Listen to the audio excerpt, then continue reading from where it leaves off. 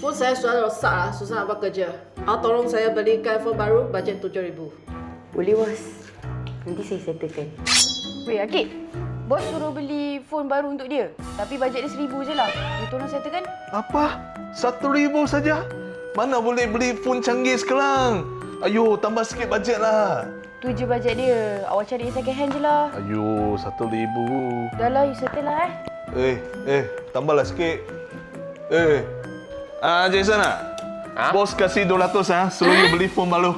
Okey? Phone second hand pun tak apa, tapi mesti mau canggih okey? 200. Kau biar betul. Itu saya tak tahulah. Ini saja dah. You sendiri pandai-pandai lah. 200? Apa benda ni? Abang, ini bayar cun no. Bateri boleh tahan 1 tahun.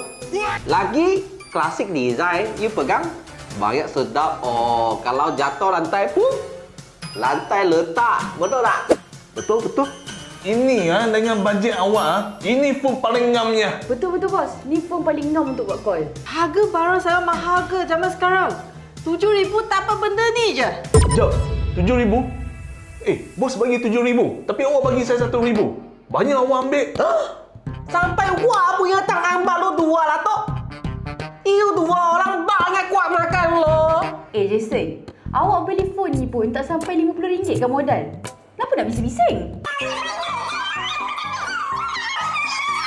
Suka kamu bertiga? Cantik permainan korang ni. Sangkau berlapis-lapis dalam office.